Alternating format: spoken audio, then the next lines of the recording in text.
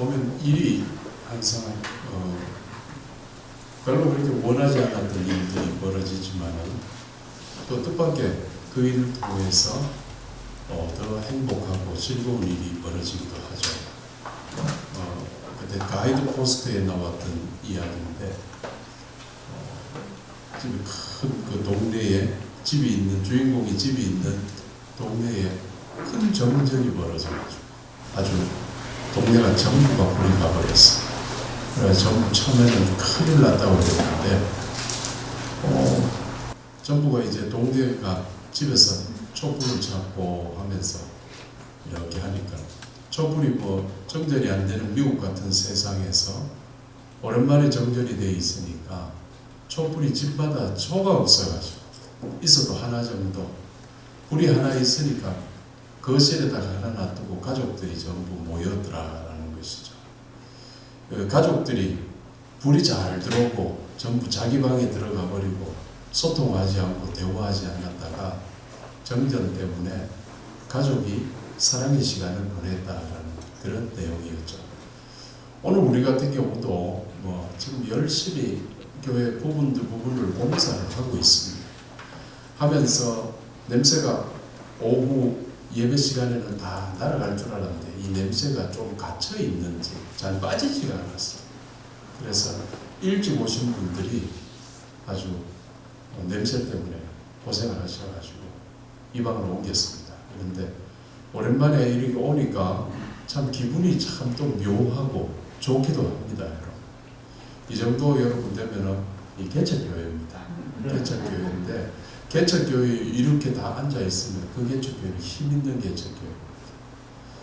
오니까 여러분 옛 생각나지 않습니까? 이렇게 조금 적을 때 모여서 좁게 모여서 했던 그 추억들. 그래서 우리가 오늘을 기해서 또 첫사랑을 회복하는 교회가 되기를 바랍니다. 우리 옆분들하고 우리 첫사랑을 회복합시다. 또 이렇게 한 번씩 어렵게 예배 드려봐야지 본당에서 예배하는 게 얼마나 좋은지를 또 알게 되는 거예요. 감사한 일이죠. 오늘 본문을 통해 예수님께서는 하나님 나라에 들어갈 수 있는 자격을 설교하고자 하십니다. 우리 예수님이 세상에 오심도 우리를 하나님 나라에 집어넣고자 오신 거죠. 그래서 하나님 나라에 들어가는 자에 대한 말씀을 해주시기를 굉장히 소망이십니다. 왜요? 하나라도 더 하나님의 나라에 드리기를 원하시기 때문입니다. 그런 사람은 어떤 사람일까? 오늘 본문을 통해서 하셨던 말씀인데요. 우리가 쓰고 있는 개정개혁의 내용은 참 좀 약간 더 어렵습니다. 여러분 그 부분을 40절에 42절 부분을 공동 번역으로 한번 띄워볼게요. 띄워지나요? 예, 우리 읽으실 수 있죠? 한번 같이 읽습니다. 너희를 맞아들이는 사람은 나를 맞아들이는 사람이며 나를 맞아들이는 사람은 나를 보내신 분을 맞아들이는 사람이다. 예언자를 예언자로 맞아들이는 사람은 예언자가 받을 상을 받을 것이며 옳은 사람을 옳은 사람으로 맞아들이는 사람은 옳은 사람이 받을 상을 받을 것이다. 나는 분명히 말한다. 이 보잘것없는 사람 중 하나에게 그가 내 제자라고 하여 냉수 한 그릇이라도 주는 사람은 반드시 그 상을 받을 것이다. 우리 그 개정개혁보다 확실히 말이 쉽습니다. 본문을 통해서 예수님께서 그 사람은 누군가 줄여서 두 가지를 이야기할 수 있습니다. 하나님 나라를 맞아들이는 사람, 그리고 하나님 나라의 사역자들에게 냉수 한 그릇이라도 주는 사람이라고 분명히 두 가지로 딱 이야기를 하십니다. 그래서 우리는 이런 사람이 되어야 되겠죠. 믿음의 생활이. 이 시간 이러한 사람을 만드는, 하나님 나라에 들어가는 사람을 만드는 회개와 믿음에 대해서 한번 살펴보겠습니다. 첫 번째, 회개입니다. 예수님께서 30살이 되시던 해에 3년 공생이시라는 그때 가장 먼저 선포하셨던 말씀 기억하셔야죠. 마태복음 4장 17절 말씀입니다. 함께 봅니다. 이때부터 예수께서 비로소 전파하여 이르시되 회개하라 천국이 가까이 왔느니라 하시더라. 그 일성 첫 메시지는 참 중요합니다. 뭐 대통령 당선되고 출근하면서 첫 일성, 아니면 당선돼서 후보자에서 당선됐다고 발표 듣고 난 다음에 바로 공개 언론에 하는 말, 이런 건 참 중요한 말입니다. 이건 뭐냐면은 앞으로의 그 통치 철학이 그 속에 담겨 있다는 거죠. 예수님께서 3년의 공생에 시작했던 첫 메시지라는 것은 3년 공생애의 전반적인 메시지의 함축이라고 볼 수가 있죠. 그래서 중요하다는 것입니다. 그게 뭐였느냐? 너희는 회개해라. 왜냐하면 천국이 이미 가까웠기 때문이다 라고 말씀하셨죠. 이제 정말 천국이 가까웠다. 구약시대 때부터 계속해서 천국 하나님 나라 뭐 기대하고 그랬지만은 그게 아직 안 왔지만 이제는 정말로 가까웠기 때문에 너희들 이제 회개하는 삶을 살아라 라는 것이죠. 정말 회개하며 살아야지만이 천국 간다는 우리 주님의 메시지입니다. 여러분들 회개하고 사시기를 바랍니다. 뭐 조그만 일도 회개하세요. 부부끼리도 언상 높였으면 하나님께 회개하고, 사람들 성도들끼리도 약간 사이에 앉았으면 바로 회개하고 회개가 늘 삶 가운데서 벌어져야 한다라는 것이죠. 복음서에는 회개에 대한 단어가 몇 가지가 나와요. 세 가지의 헬라어가 나오는데 메타멜로마이, 메타노에오, 에피스트레포라고 하는 것. 이 세 단어가 약간씩의 뜻이 다릅니다. 첫 번째, 메타멜로마이는 뭐냐면 과거에 죄악된 생활을 슬퍼하는 감정적인 요소를 강조하는 회개를 이야기하고, 두 번째, 메타노에오는 뭐냐면 이 모든 과거의 것을 이제 취소하는 지적인 거. 그렇게 살아서는 안 되겠다 하는 어떤 지적인 결단을 강조하고, 그 다음 세 번째가 에피스트로레포라는 것은 뭐냐면 방향을 바꾸는 겁니다. 완전히. 그러니까 내가 이렇게 살다니, 내가 왜 이러지? 라고 슬퍼하는 감정과 함께 이제 그러지 말아야 되겠다 그러면서 이제 마지막으로 뭐냐면 정말 그 행동을 버려버리는 거예요. 그래서 다른 행동을 하는 삶을 회개라고 합니다. 그래서 이 단어들을 종합적으로 설명을 하자면은, 회개라는 것은 여러분 우리들 보면은 순간순간 단순한 뉘우침들 있잖아. 잘못했습니다 하면서 기도 끝나면 바로 또 같이 하고 있습니다. 그거는 아니죠. 회개가 아니라는 거예요. 단순한 뉘우침뿐만 아니라 인간의 인격적으로 변하는 걸 말하는 거예요. 사람이 변해버리는 걸 이야기하는 거예요. 사도 바울은 회개를 한 사람이었죠. 그 사람은 율법을 향해서 갔던 사람인데 회개하고 난 다음에 이제 복음을 위해서 갑니다. 이 율법을 위한 기차 레인 같으면 이쪽으로 달렸다 그러고, 복음을 위한 레인은 다른 곳입니다. 그래서 옮겨 타는 겁니다. 그러니까 이 레인이라는 것은 기차 레인에 레일에 올라가면은 말이죠. 그거 따라갑니다. 서울역에서 부산 가는 거 차 타면은 그 레일 따라서 그냥 가만히 있어 실컷 자도 그냥 부산 갑니다. 그런데 광주로 가려고 그러면 다른 걸 타야 돼요. 이 회계는 뭐냐면 다른 레일에 올라가는 거예요. 그래서 방향이 바뀌고 목적이 달라지는 것을 이야기하는 것입니다. 한 사람이 참된 회개에 이르기 전에는 말이죠, 아직까지 세상의 가치관을 따르게 됩니다. 왜요? 그 길을 가는 레일을 올라탔으니까. 아직 타락한 문화의 영향 아래서 살게 됩니다. 친구도 그렇고 삶의 라이프 스타일이 그러니까 그거 따라 살게 됩니다. 그런데 정말로 그가 회개를 하게 되면은 이제 전혀 다른 원리로 영의 원리로 살게 됩니다. 저는 육의 원리였는데 몸이 즐거운 쪽으로 계속 맞추어서 살아갔던 삶이 이제는 영의 초점을 맞추죠. 영혼을 위해서 살아요. 그래서 모든 삶이 중심이 하나님이 됩니다. 목표가 하나님, 목적지가 십자가가 되는 거예요. 그 삶이 된다는 거죠. 이게 뭐냐면 단순히 도덕적인 변화라기보다는 전인격적인 변화. 우리 존재 자체가 다른 사람이 되는 것을 말합니다. 우리 누가복음 15장에 있는 탕자의 비유, 너무 잘 아는 비유 중에서 아마 제일 유명한 비유일 수 있어요. 아버지 재산 중에서 자기 분깃 다 모아서 먼 나라 가가지고 목돈을 한번 잡아보니까 뭐 아주 쓸 거 있죠. 허랑방탕 하며 살다가 재산을 다 탕진해버리는 이야기입니다. 이때부터 그는 비참하게 삽니다. 아주 부잣집의 아들로서 도련님으로서 참 대접받았던 왕자 같은 삶이 하루아침에 아주 비참한 꼴로 변하게 됩니다.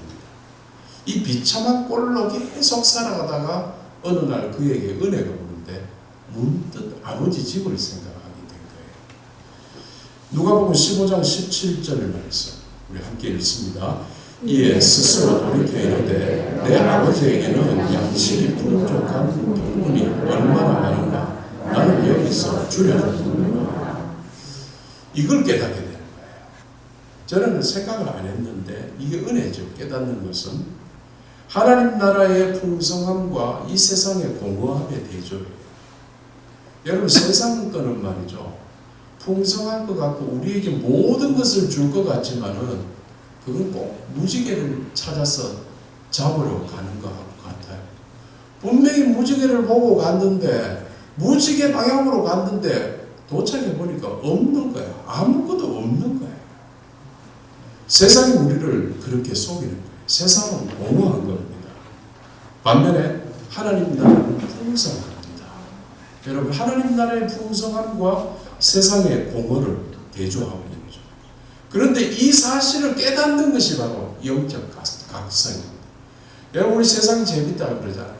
여러분 세상에서 뭐 맛있는 거 뭐 먹으러 찾으러 다니는 거 여행 다니는 거 뭐 온갖 재미들 세상이 재밌다고 그러지만은 이 세상이 아무리 재밌 이거는 공허한 거 이거 없어져. 솔로몬의 표현대로 뭐 헛된 것이고 하나님 나라가 풍성하고 하나님 나라가 재밌고 하나님 나라가 최고라는 걸 깨닫는 게 영적 각성입니다. 그런데 이 영적 각성으로까지만 회개라고 할 수는 또 없습니다. 아까도 이야기했죠. 결단하는 지식이 있지만 그게 완전한 회개는 아니에요. 이제 이 각성이 이 탕자를 결심하게 하죠. 드디어 그가 생각도 못했던 일을 아버지 집으로 다시 돌아오게 되는 겁니다. 이 비유에서 회개 전의 삶과 회개 후의 삶이 뚜렷이 대조가 되죠. 아버지의 품을 떠나서 사는 삶은 그 삶은 뭐냐? 유익한 게 아니고 허랑방탕한 거예요. 우리가 주님을 떠나서 있는 것, 세상에 속에 있는 것은 뭐냐면 여러분 허랑방탕한 거예요. 영적으로. 세상 속에서 살아가는 것은 허랑방탕이에요. 또 그 시간은 뭐냐면 은혜로 하나님으로부터 받은 모든 것을 하나씩 잃어버리고 있는 시간이라는 거예요. 우리 하나님께서 우리에게 모든 것을 은혜로 다 주신 것. 우리가 보이지 않는 그 모든 은혜를 세상 나가서 살면서 하나씩 둘씩 다 잃고 있는 시간이다라는 것이죠. 당장 아버지를 떠났던 시간의 정체였습니다. 이 삶을 성경은 그의 탕자의 독백으로 드러내고 있는데 17절의 부분입니다. 나는 여기서 줄여 죽는구나. 그 앞이 뭐였습니까? 우리 아버지 집에는 양식이 풍족한 품꾼이 얼마나 많나. 그러나 나는 여기서 근데 내 모습은 뭐냐? 줄여서 죽고 있구나 라는 것이죠. 아버지로부터 받은 모든 것, 재능, 재물, 건강, 환경, 시간, 아버지를 위해서가 이 모든 것들을 아버지를 위해서가 아니라 자신을 위해서 썼던 결과는 죽음에 막다른 꼴보기였습니다. 그는 죽음까지도 체험을 하죠. 뭐 돼지 바닥에서 돼지 우리 속에서 돼지와 함께 누웠어요. 그 뭐 때문에 그리 누웠는지 모르겠어요. 웬만하면 돼지 우리에서 빠져나와 돼지를 아마 치다가 지쳐서 쓰러졌어요. 웬만하면 정신 있으면 돼지 우리에 누워 있겠습니까? 사람이. 그래도 한때는 왕자 같은 사람이었는데 그가 왜 그리 누웠을까? 정말 돼지 먹을 것마저도 돼지하고 서로 싸우면서 먹어야 될 만큼 못 먹어가지고 여러분 배가 고프고 이러면은 띵하지 않습니까? 생각도 안 돌고 띵하고 허기가 져서 그 자리에서 들어 누운 거예요. 그래서 옆에 돼지하고 같이 누운 거예요. 죽음을 체험하고 있었죠. 죽음의 막다른 골목. 여러분 막다른 골목 알죠? 피해서 달아나다가 이제 더 이상 피하지 못하게 된 막다른 골목. 하나님을 떠난 인생이 죽음을 피해 보려고 피하다가 결국 더 이상 피할 수 없게 되어버린 죽음의 막다른 골목에 그가 탁 처하게 됩니다. 왜 이렇게 됐던가? 여러분 왜 이렇게 됐게 됐는가? 그가 아버지의 품을 떠나서 그랬던 겁니다. 그래서 뭐 우리는 하나님의 품에 있을 때가 인생의 최고고요. 하나님의 품을 떠나 있는 경우는 우리 인생의 최고 밑바닥입니다. 그게 분명한 영적 현실이죠. 분명 그가 아버지의 품을 떠나버렸다는 사실 때문이었습니다. 그러나 이제 그가 모든 염치, 수치를 무릅쓰고 용기를 내죠. 라틴어 표현으로 아드 파트렘이라는 말이 있습니다. 이 말은 뭐냐면 아버지 깨로라는 말. 아버지 품으로. 아버지 품으로 아버지 깨로 돌아옴으로써 그는 결국 다시 잃었던 생명을 얻게 됩니다. 구체적으로 아버지 품으로 돌아와 그 품에 확실히 안겼을 때 그가 확실히 회개했다고 할 수 있는 겁니다. 그 아버지 품에 왔잖아요. 아버지 집에는 양식이 풍족한 품꾼들이 많은데 내가 배고픈데 내가 왜 일진하고 있는가? 그건 회개가 아니에요. 일어나가지고 부끄럽고 수치와 염려 이런 걸 다 뒤집고 와가지고 아버지 직접 보는데 다시 아버지가 내가 아버지를 볼 수가 없구나 하고 다시 돌아가면 회개다. 무조건 가가지고 기다리고 있는 그 아버지 품에 팍 안겨 있을 때 이걸 회개라고. 여러분 성도들 회개한다 그러잖아요. 그것은 뭐냐면 하나님의 품으로 다시 들어가는 거예요. 회개는 성도가 하나님께 돌아와서 하나님과의 사랑관계에 확실히 들어갈 때 온전해지는 겁니다. 그래서 천국에 들어가는 것은 회개해야 된다. 회개하는 건 뭐냐? 아버지 품에 지금 안겨있는 사람인가요? 아버지 품에 안겨있는 사람 천국에 들어가는 거예요. 여러분 하나님 아버지 품에 안겨있습니까? 절대로 품에서 나오지 마세요. 여러분 타산지석 탕자의 비유를 통해서 여러분 아버지를 떠나면 좋을 것 같아가 실험적으로라도 하지 마세요. 이걸 보면서 배우세요. 여러분 나는 절대로 안 그럴게요. 나는 절대로 그러지 않게 해주세요. 아버지 품에 무조건 안겨있는 것이 최고라는 것을 우리는 고백하고 살아요. 이 관계를 예수님께서 한번 또 마태복음 18장에서도 말씀하셨습니다. 마태복음 18장 3절 함께 봅니다. 이르시되 진실로 너희에게 이르노니 너희가 돌이켜 어린아이들과 같이 되지 아니하면 결탄코 천국에 들어가지 못하리라. 여기서도 지금 예수님께서 천국에 들어가는 것에 대한 이야기를 하죠. 그래요. 예수님께서는 설교의 관심이 우리 모두를 천국에 집어넣고 싶어 하는 거예요. 왜요? 그대로 모르기 때문에 그래요. 모르기 때문에. 여기서 뭡니까? 천국에 들어갈 수 있는 조건으로 돌이켜 어린아이와 같이 되는 것이다. 돌이켜 어린아이와 같이 되는 거예요. 이 돌이켜라는 말은 뭐냐면은 자기가 살아왔던 모든 것들을 방향과 목적지를 바꾸는 것을 이야기합니다. 그래서 자신의 판단과 의지를 버리는 거예요. 여러분 예수 믿는다고 와도 여러분 회개하지 않고 선도가 안 된 사람 눈에 막 보입니다. 자기 옛날에 예수 믿기 전에 살던 모습 그대로 살아가는 모습들도 있거든요. 선도 아니죠. 천국 못 가지. 여러분 교회 밟았다고 천국 간다 하면 그 천국 못 갈 사람은 누구예요? 그렇게 쉽게 할 게 예수님이 죽으셔야 했던가? 그렇게 쉬운 거예요. 천국 가는 부분은 많이 다르다는 거예요. 내가 지금 살아왔던 것을 돌이키는 거예요. 판단과 의지를 다 버려버려요. 그래서 뭐냐? 이제부터는 마치 어린아이 같은 거예요. 어린아이. 애들은 초등학생만 해도 벌써 요즘 뭐 말 안 듣잖아. 그것보다 더 어린 것들.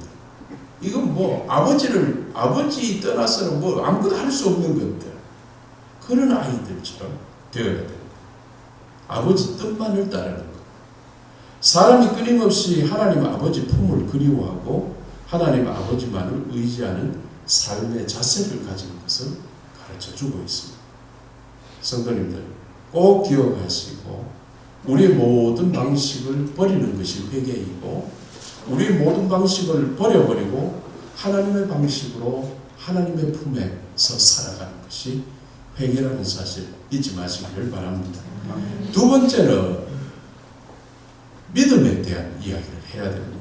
마가복음 9장 23절 우리 함께 읽겠습니다. 예수께서 이르시되 할 수 있거든 무슨 말이냐 믿는 자에게는 능히 하지 못할 일이 없느니라 하시겠습니다. 영어 표현으로 영어 성경에서 if you can 이라고 예수님께서 이게 질문 뭐라? 이 뜻입니다. 할 수 있냐고? 이 뜻입니다. 지금 예수님께서 그러면서 하신 말씀이 everything is possible. 모든 게 가능하다. 뭐에게? 누구에게? For one who believes. 믿는 사람에게는 모든 게 가능하다. 가능하냐고? 그런 말 하지 마라. 모든 사람에게. 믿는 모든 사람에게는 다 가능하다. 모든 일이 이야기를 하셨죠.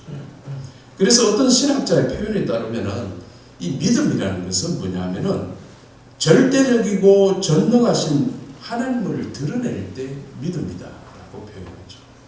여러분 믿음 좋다 그러지만은 여러분 그의 행위가 믿음이 좋다 그러지만은 그가 그의 행위를 통해서 말을 통해서 행동을 통해서 하나님께 영광이 되고 있느냐?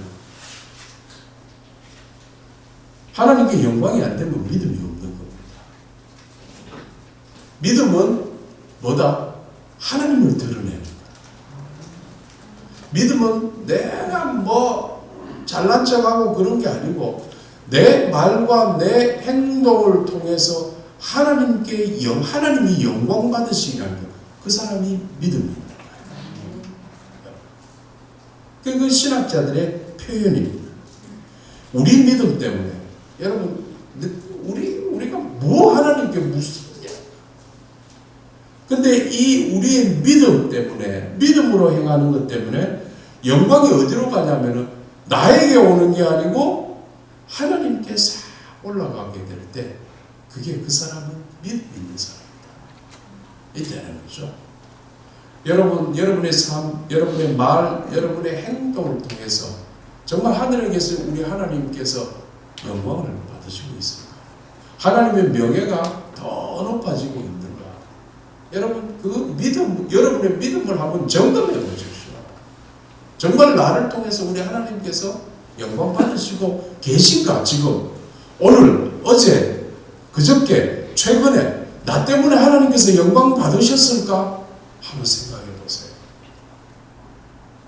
그겁니다. 한 번은 제자들이 간질병에 걸린 어린아이를 고치려 했던 일이 있었는데 병을 못 고쳤습니다. 예수님께서 그 아이를 고쳐주셨어요. 그때 제자들이 예수님께 묻고 예수님이 대답하셨습니다. 마태복음 17장 19절에서 20절 말씀 우리 같이 읽겠습니다. 이때 제자들이 조용히 예수께 나와 이르되 우리가 어찌하여 쫓아내지 못하였나이까 이르시되 너희 믿음이 작은 까닭이니라. 진실로 너희에게 이르노니 만일 너희에게 믿음이 겨자씨 하나만큼만 있어도 이 사람을 명하여 여기서 저기로 옮겨지라 하면 옮겨질 것이요 또 너희가 못할 것이 없으리라. 여기서 보면은 작은 믿음, 예수님 표현에서 믿음이 작다. 또 겨자씨 하나를 만한 믿음이라고 예수님께서 믿음을 소개하고 있습니다. 믿음이 작다. 왜 믿음이 작다라고 하십니까? 사람들은 전부 기적을 원하잖아요. 기적은 큰 거거든요. 큰 걸 원하면서 믿음은 너무 거기에 비례가 안 되는 거예요. 그러니까 한마디로 믿음이 없는 거예요. 큰 것을 일으킬 만한 믿음이 없다는 거예요. 예수님께서 믿음이 작다라는 표현은 뭐냐면 너희들에게 큰 기적을 일으킬 믿음이 없다는 거예요. 있기는 있겠죠. 그런데 그 믿음으로는, 그 정도로는 기적을 원한다면서 기적 원하지 마. 그 정도로는 기적이 일어나지 않는단다. 믿음이 없는 거예요. 또 겨자씨 하나를 만한 믿음이라는 것은 뭐냐면 생명력의 문제예요. 겨자씨는 살아있어요. 작지만은 살아있어요. 이 생명력은 자꾸 커져가는 거예요. 조그만 게 나무가 되잖아요. 아주 큰 나무가 되죠. 믿음이 커진다는 뜻이에요. 겨자씨가 자기 생명력으로 인해서 크게 자라듯이 생명력을 가진 믿음의 소유자는 그 믿음이 계속해서 자라게 된다라는 거죠. 여러분, 믿음이 여러분에게 떨어졌어요. 여러분 밭에 떨어졌어요. 겨자씨가 또 떨어졌어요. 그런데 나는 믿음인 줄 알았는데 그게 자꾸 자라야 되는 건데 안 자라고 있다. 여러분 옛날보다 뭐 믿음이 떨어졌어요. 내 믿음에 정지가 있어요. 그 믿음의 생명력이 없어서 그렇습니다. 살아있으면 커지게 된다는 거죠. 겨자씨는 놔두면 말이죠. 진짜 점 같은 거예요. 아주 점 같은 거라. 그 점 같은 게 새가 앉을 정도의 크기의 나무가 돼요. 얼마나 그게 도대체 몇 배로 커진 거야. 정말 커진 거죠. 왜? 겨자씨 속에 생명력이 때문에. 우리 믿음 속에 생명력이 하나님께 주셨다는 거예요. 그러면 우리 믿음이 커진다는 거예요. 세월이 지나고 또 나이가 먹어가면서 믿음은 점점 커지게 된다는 것이죠.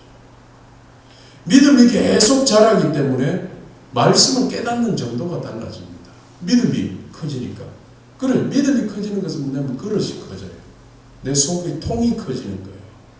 여러분 찬양이 잘 하시려고 그러면 이 속에 통을 크게 해야지, 불러야지 소리가 잘 나오죠. 통이 커지니까. 믿음이 커지니까. 그러니까 이 통이 커지니까 말씀을 받는 게 여러분 조그만 종지 가지고 저기서 누가 공 던져줘요. 이걸로 받기가 얼마나 어렵니다. 근데 광주리 같은 거 탁 들고 저 던져주면 받기 좋지만 워낙 크니까 말씀이 주어지는데 그 말씀들이 내 믿음의 그릇에 다 안착이 됩니다. 그러니까 말씀이 깨달아진 것들이 복합적으로 돼가지고 하나님의 뜻이 이해가 되기 시작합니다. 하나님께서 하나님이라면 하실 수 있다라는 그게 우리가 알고 있었던 모든 것들을 말씀을 막 깨달아가고 하나님을 느껴가고 예수를 정말 옆에서 보듯이 체험을 해가는 것이 되는 거죠. 하나님의 뜻이 늘 새롭게 풍성하게 깨닫고 이제는 그 뜻이 멋있어요. 여러분 세상에서 화려하게 사는 거, 세상 사람들이 멋있다. 연예인들이 막 명품 입고 최고급 차 타고 막 하고 다니고 와 멋있다. 그런데 이제 그게 아니에요. 그거를 보는 게 아니에요. 거룩한 게 멋있어. 사람이 거룩해지는 게 이게 멋있어. 그게 보는 시각이 달라져요. 가치가 달라져요. 그래서 옛날에는 뭐 돈이 있는 척 뭐 예쁘게 하고 젊게 하고 건강하게 보이려고 했던 그 모든 것들이 최고의 가치인데 이제는 그런 관심 없고 거룩해지고 있느냐. 여러분 거룩이라는 게 거기에 관심이 많아져요. 그게 하나님의 뜻에 따라서 살아가게 돼요. 그래서 작은 예수가 되어가고 있는 것. 나도 모르네. 작은 예수가 되어. 이와 같이 정말 이 믿음으로 살아야지만이 뭐냐? 천국 들어간다. 이런 것을 예수님이 말씀하시는 거죠. 사람의 믿음에 따라서 그 사람의 행위는 매 순간 결정됩니다. 오늘도 여러분 믿음에 따라서 모든 것들이 결정이 됐을 거예요. 믿음에 따라서 결정이 됩니다. 그래서 여러분의 믿음이 이제 어디까지 자라가기를 해야 되냐면 그리스도의 장성한 분량에까지, 충만한 데까지 다다라야 돼. 자, 우리 소망이 돼야 됩니다, 여러분. 여러분 소망 요즘 뭐에 두고 있나? 믿음이 그리스도의 장성한 분량에까지 채워지게끔.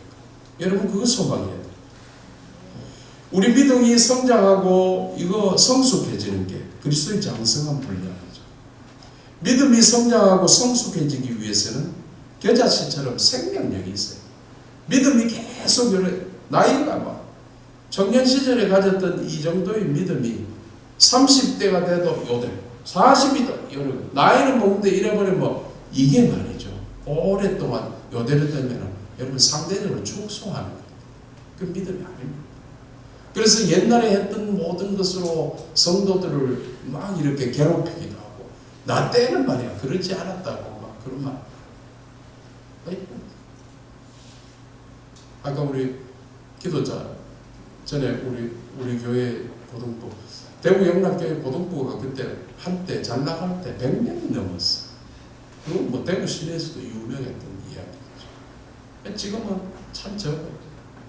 뭐 이런저런 사연 때문에 애들이 안 나오는 시절이 됐다 하지만은 고등학생 자체가 적어. 또 보면 야 시절이 옛날처럼 돌아가지는 않을 거야. 이제 다른 걸 이야기해야 돼. 옛날처럼 안 한다고 막 그래. 옛날처럼 안 보였다고 답답해할 필요도 없어. 이제. 옛날에는 한 명이 100명 정도의 역할을 했다 그러면은 이제는 한 명이 나와 10,000명 역할 하셔. 그러면은 적게 모여도 하나님께서 보실 땐 더 많은 수가 모여 있을 수 있습니다. 그러니까 이제는 시각이 달라져야 돼요. 장성한 분량까지 성장하고 이렇게 합니다. 성령께서 힘을 주실 겁니다. 이 성령의 충만으로 믿음이 성장하고 성숙을 이루어내는 여러분들 되시기 바랍니다.